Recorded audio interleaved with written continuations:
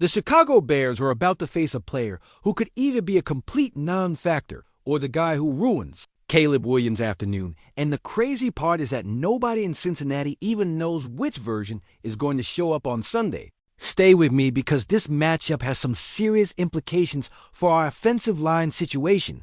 And by the end of this breakdown, you're going to understand exactly why this game could expose some vulnerabilities we need to address immediately. Hey Bears Nation, welcome back to Bears News Fan Report, your ultimate destination for all the breaking, in-depth analysis, and exclusive insights on our beloved Chicago Bears. I'm your host, and today we're diving deep into our upcoming matchup against the Cincinnati Bengals, specifically focusing on a defensive player who's been invisible all season, but has all the tools to suddenly wake up against our makeshift offensive line. Before I reveal exactly who I'm talking about and why this matters so much, let me paint the picture of where we are right now as a team. We're sitting at 4-3 after having our 4-game winning streak snapped by the Baltimore Ravens last week. That 30-16 loss was frustrating, but it wasn't devastating. We're still very much in the playoff hunt, and with the way the NFC is shaking out this year, we control our own destiny. The key now is bouncing back against a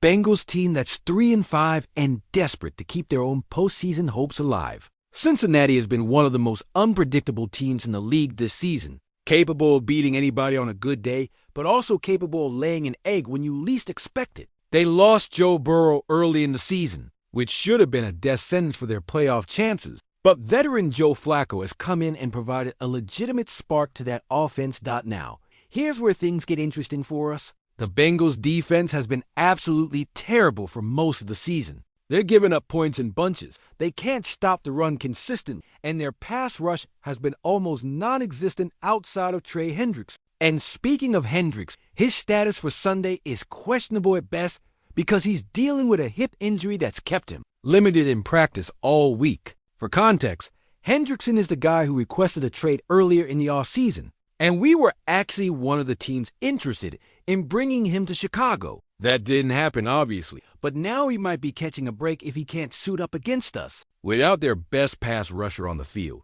the Bengals are going to have to find pressure from somewhere else. And that's where our offensive line situation becomes critical. Let me be honest with you about something that's been concerning me for weeks now. Our offensive line has been inconsistent all season long. And while they've had some really good games, they've also had stretches where they've gotten absolutely dominated. Theo Benedette took over the starting left tackle position, and he's had some up and down performances that have left a lot of us wondering if he's the long-term answer at that spot.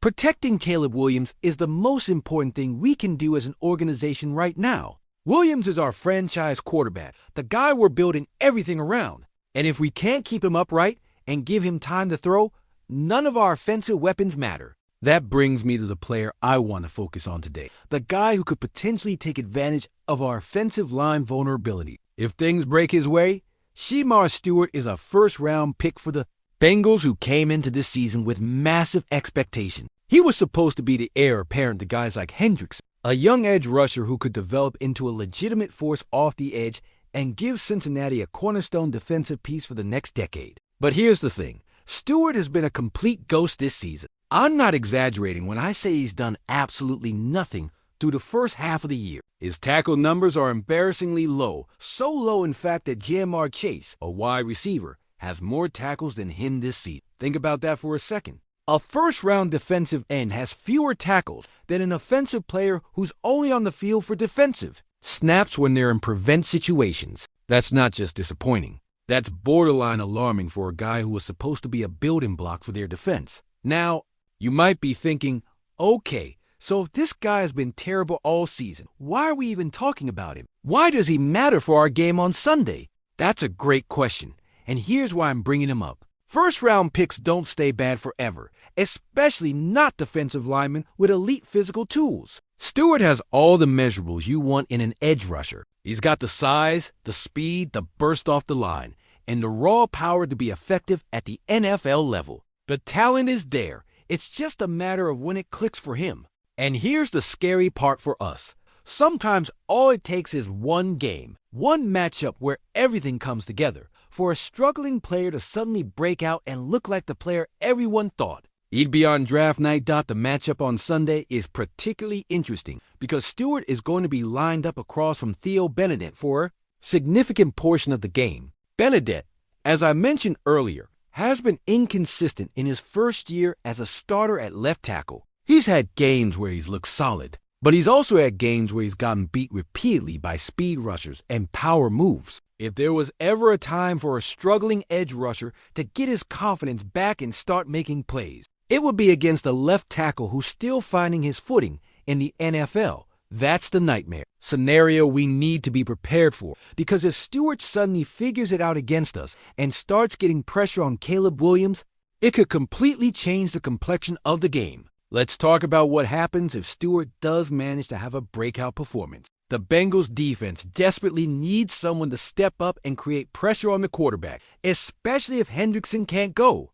Without that pressure, their secondary is going to continue getting torched by opposing passing attacks, and their chances of winning games diminish significantly. Stewart getting home on a few sacks, or even just consistently collapsing the pocket, will be a massive boost for Cincinnati's defense and could give them the momentum they need to pull off an upset at home. For us, it would mean Caleb Williams is under duress all game, making quick decisions, potentially forcing throws, and not being able to go through his progressions the way we need him to. That's a recipe for turnovers and stalled drives, which is exactly what we can't afford after losing last week to Baltimore. On the flip side, if Stewart continues to be the non-factor he's been all season, that's a huge advantage for us. It means we can focus our protection schemes on other players. We can give Caleb time to operate in the pocket, and we can attack a Bengals secondary that's been vulnerable all year long. The Bears have weapons on offense that can do serious damage when given time and space. DJ Moore has been excellent. Keenan Allen brings veteran savvy and reliable hands, and our tight ends have been contributing in the passing game. If we can keep Williams clean and let him pick apart Cincinnati's defense, we should be able to put up points and control the game. But all that hinges on the offensive line holding up, and specifically on Benedict being able to handle whoever lines up across from him. There's another layer to this that I think is worth discussing. The Bengals are a desperate team right now. They're 3-5. They've lost their franchise quarterback for an extended period, and they're staring down the barrel of another disappointing season. Teams in that position can be dangerous because they have nothing to lose. They're going to take chances. They're going to play aggressive, and they're going to hope that young players like Stewart suddenly elevate their games and give them a spark. We've seen it happen before where a struggling rookie or second-year player has a breakout game against us and uses it as a springboard for the rest of their season. We cannot let that happen with Stewart.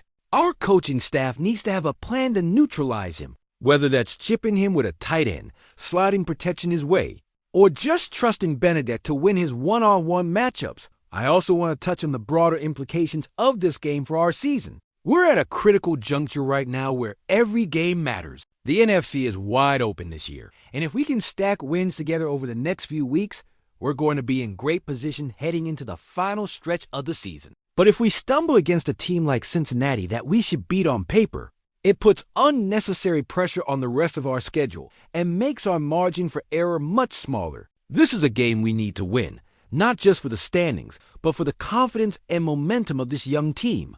Caleb Williams is still developing, and giving him positive experiences where he's protected and able to operate cleanly is crucial for his long-term growth. The Bengals offense is going to present challenges of their own. Joe Flacco, despite being 40 years old, has been slinging it since taking over for Burrow. He's thrown 7 touchdowns with no interceptions and has looked completely comfortable running their system. Sheamar Chase is still one of the most dangerous receivers in the entire league, and he's been putting up monster numbers with Flacco throwing in the ball.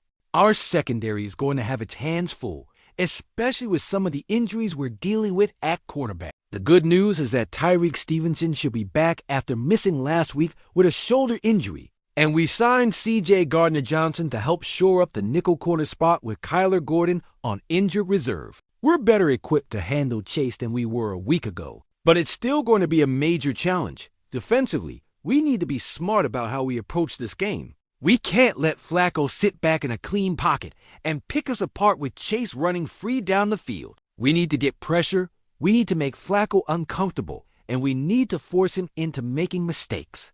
The good news is that Cincinnati's offensive line hasn't been great this season, so there are opportunities for our pass rush to make an impact. Montez Sweat and the rest of our defensive front need to have big gains and make life miserable for Flacco. If we can do that, we'll force the Bengals into obvious passing situations where we can pin our ears back and really get after the quarterback. So here's the bottom line on Sheamar Stewart and this matchup. He's been invisible all season, but he's got all the physical tools to suddenly break out and cause problems for our offensive line. Theo Benedette is going to need to have one of his better games to keep Stewart in check and protect Caleb Williams. If he can do that, we should be able to move the ball effectively and put ourselves in position to win. But if Stewart finds his groove and starts making plays, it could be a long afternoon for our offense. This is one of those situations where we need to be prepared for the best version of our opponent, even if they haven't shown it yet this season. I want to hear from you, Bears Nation. Are you confident in Theo Benedette's ability to handle Sheamar Stewart and protect Caleb Williams? Do you think our offensive line is good enough to keep Williams upright against a desperate Bengals defense? And what's your prediction for this game overall? Drop your thoughts in the comments below because I genuinely want to know what you're thinking heading into Sunday. If you want to stay locked in on everything happening with your Chicago Bears, you need to subscribe to this channel right now. Hit that subscribe button, turn on those notifications, and make sure you're getting every update, every breakdown, and every piece of analysis we put out. Here at Bears News Fan Report, we're committed to giving you the most comprehensive coverage of this team, and we're not stopping until we see the Bears hoisting the Lombardi Trophy. I'll catch you in the next video with more Bears content. Bear down!